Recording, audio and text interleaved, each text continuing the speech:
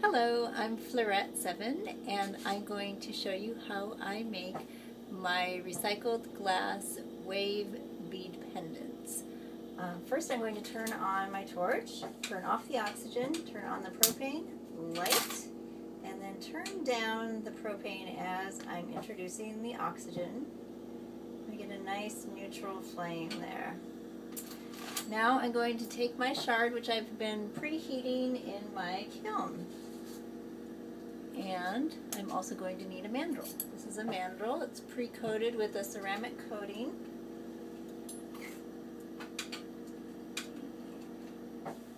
Today I'm using Bombay Sapphire Gin. This is the little piece of the bottle. And I'm holding the shard with my hemostats because the glass would probably get too hot for me to hold with my hand. I'm going to melt the glass around this metal mandrel, which has been coated. The coating later breaks off, and that's how beads get their holes. So this is actually a little difficult since the shard is kind of awkward, but I'm going to do my best. So I'm melting that glass.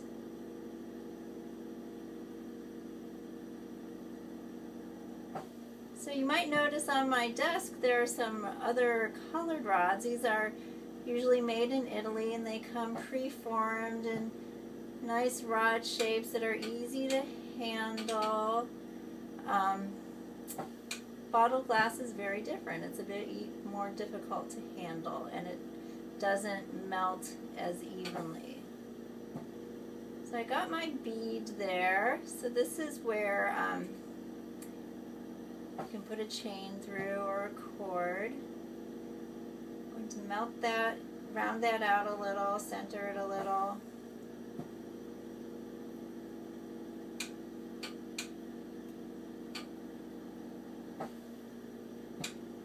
And since it's still flowing, I'm still turning.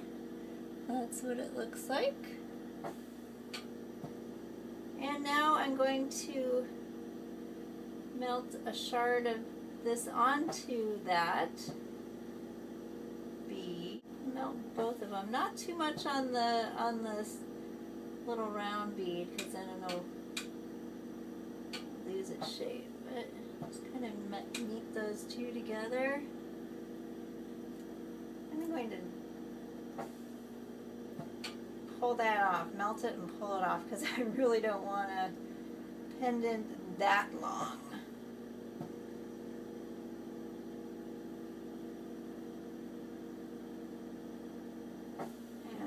So flip it over, melt it from both sides, helps it pull off easier. You gotta have patience while you're doing this kind of thing. There we go. I'm just going to set that in case I need it later. Don't know if I will. And I'm continuing to heat the whole pendant because if one side gets too cold, it'll crack. That's what we have right now. So sometimes the glass, especially with the bottle glass, can get a little crusty. I'm not too fond of that. So I'm just melting it. And I'm going to pull the crusty glass away, put in a cup of water. Alright, that looks a little nicer. And let's see what we can do with this top part of glass. The only part of the glass that needs to be melting really is the part that you're working with. But the parts you're not working with still need to be flashed. So you're going back and forth with different parts of the glass. To just push that down. And I'm using this tool instead of the tweezers so I can get a nice line there, and that can be a design element. Let's balance that out a little bit with another line there. I like these to look a little bit like they came from the ocean, so I usually add some twists and waves and things. So to do a twist, I only need to melt one part, the part that I'm going to be working on. I'm melting that, and I'm just going to stick my tweezers in there and twist. Pull out my tweezers. So I got that nice little twist there. I'm going to do something a little different. I'm going to add a little bit more glass. Go back to this original shard that I had, which is probably cooled off, and it might crack since it's cooled off, or it might not. We'll see what happens. So to add a little bit of dimension, since this is only one color I'm working with, I have the challenge of making it interesting. How do I make it interesting? Well, adding texture, dimension, add a little ridge of glass there.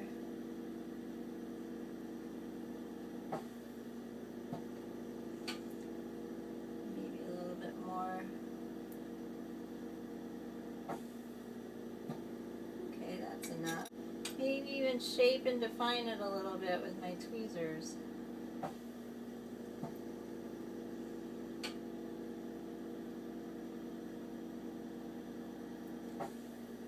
And I'm going to add another swirl there, I think.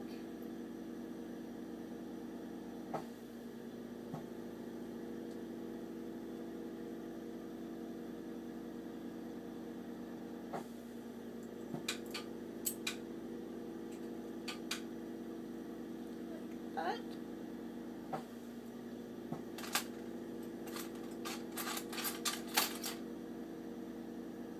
And continue to add more interest by just pushing in the glass a little bit on the sides.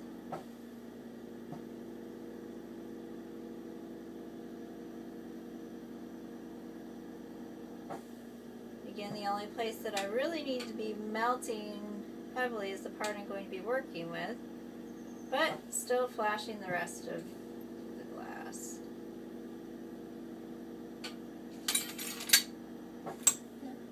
So that's kind of interesting. I'm going to add a little bit more definition there. I'm using my tweezers. And yeah, give it a little tuck in there.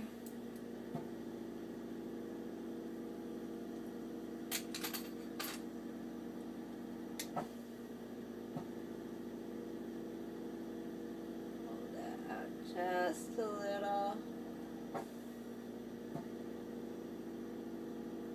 So this is what we have so far. And keeping in mind that this is going to be a pendant, I still want it to lie flat on whoever is wearing it. So I'm just going to get the glass hot enough so that it's pliable, kind of tacky. And I'm going to use my marver just to mush it down a little bit so that it's a little flatter and easier to wear. See that?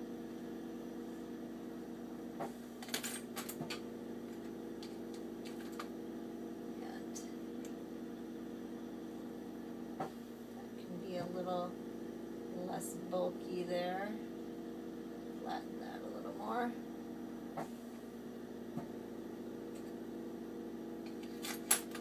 There's a lot of nothing going on there on the top, so I think I'll just add a few more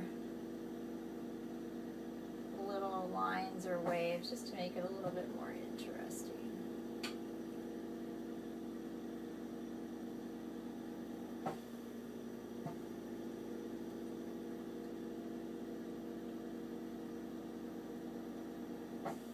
Yeah, not much, but a little bit more. And when I finish this, just give it a quick flash. Turn off my flame, put my bead in the can, and it will probably look something like this. Thank you for watching.